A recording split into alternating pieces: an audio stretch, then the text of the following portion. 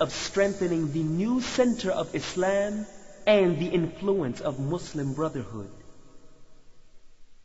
Covenants with the Jews. During this period, the Prophet ﷺ, Abu Bakr radiallahu anhu, and other Muslims did their best to foster relations with the Jews. Jews were settling in the suburbs of Al-Medina. The Prophet ﷺ held with them a pact of mutual support. However, the Jews did not respect their covenants on several occasions. We really need to slow down Muhammad's progress. What are you going to do if Quraysh comes in here looking for trouble, huh? What are you going to do? You want to stick with Muhammad or what? I mean, we did make a promise to help them. We should honor our agreement, right? Huh?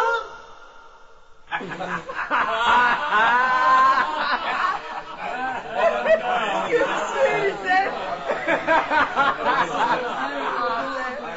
It's funny, man. I tell you, that man has got talent. Oh, I love that help Muhammad line. Oh, man, that's funny. Threats from other tribes, especially from the Quraysh in Mecca, were increasing. Day after day, the Muslims felt the need to strengthen their forces in order to stand fast against the forces of evil. Challenges to the message of Islam. The Muslims settled in Al-Medina under the protection of the Ansar. But the Quraysh forced and threatened the polytheists of Al-Medina to provide help to them against the Muslims. Upon this, Allah allowed the Muslims to fight the Quraysh in self-defense. The Muslims began patrolling outside Al-Medina for security purposes. They received the news of a Quraysh caravan nearby. They went towards it to check it.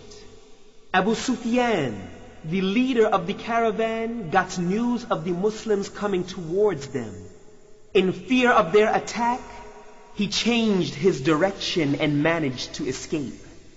He also sent a warning to the Quraysh that their trade caravan was in danger. But when felt safe, he sent another man to deliver good news to the Quraysh about the caravan. However, Abu Jahl, a leader of the Quraysh and a bitter enemy of the Prophet ﷺ and Islam, insisted on putting an end to any future threat from the Muslims. He convinced other chiefs to march to Al-Medina to destroy the Muslims and Islam. Preparations for combat. The Quraysh deployed a strong army and marched to Al-Medina. The Muslims, on the other hand, did not have enough provisions for the coming battle. However, they were determined to stop the aggressors. Badr battle. The Quraysh are defeated. The Prophet ﷺ, with the help of Abu Bakr radiallahu anhu and other Muslim leaders, gathered an army 1/3 the number of the Quraysh army. Both armies met at a place called Badr. There, the Prophet ﷺ was provided with a shelter and guarded by Abu Bakr radiallahu anhu to manage the battle. Abu Bakr radiallahu anhu was standing behind the Prophet ﷺ while he was praying to Allah to grant the Muslims victory over the disbelievers. Many times did the Prophet's cloak fall off his shoulders, and Abu Bakr radiallahu anhu picked it up. He was close to the Prophet ﷺ when he was praying, "O Allah, if this small band is defeated, no one on earth will worship you." As the Prophet ﷺ received reassurance from above, he commanded the Muslims to start action.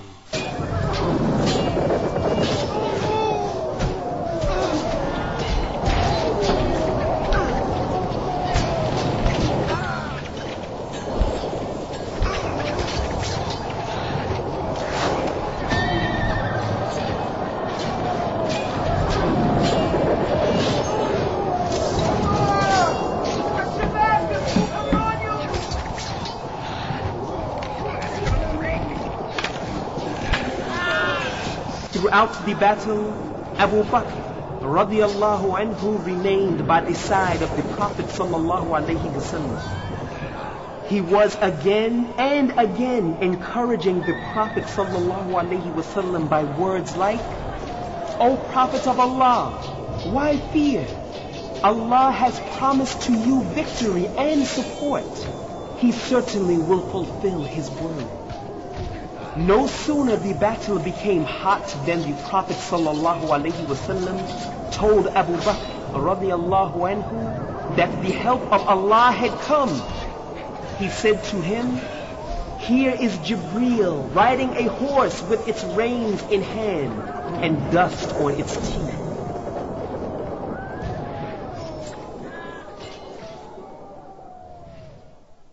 The volunteers of Islam won the much needed and much deserved victory. They took 70 soldiers of the Quraysh army as captives. Some of these captives were eminent and even closely related to the Prophet sallallahu alaihi wasallam. These were the same people who had oppressed the Muslims as much as they could and made their life in Mecca impossible. They expected that the Prophet sallallahu alaihi wasallam would take revenge on them. Oh, this is bad. This is really bad. What should we do? We can make another contract with them. Yeah, we can make another contract. Would you shut up? You're a prisoner. What do you have to offer? Besides, breaking our words is what got us into trouble in the first place. Oh, it's over. It's over. Oh, this is not right. This is not right at all. Why y'all do us like this? Hey, let's talk to Abu Bakr. He might help us. Therefore, they wanted to talk to Abu Bakr radiallahu anhu. Abu Bakr radiallahu anhu promised to help them. The Prophet sallallahu alaihi wasallam accepted the counsel of Abu Bakr and agreed to take ransom from some of the captives and release those who could not pay. The new challenges.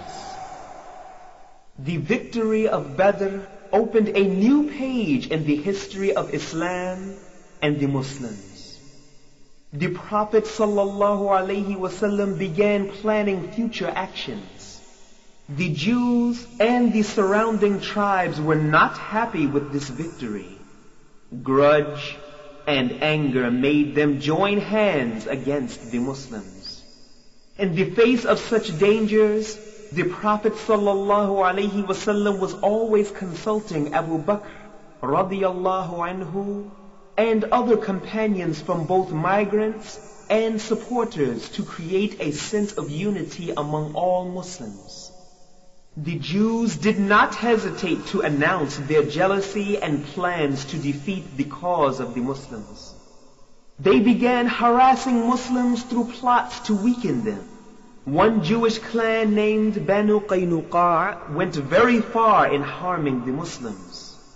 The Prophet sallallahu alaihi wasallam had no choice but to make them leave their land to keep their plots away from the Muslims.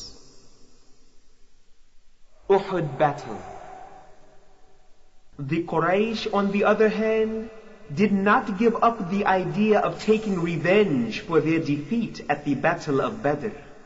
They collected a well-equipped army and marched near to Uhud Mount in the vicinity of Al-Medina.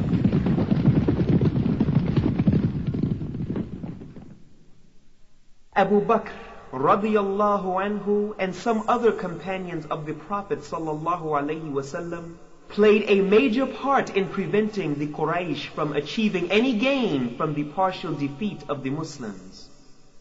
He and his brothers in Islam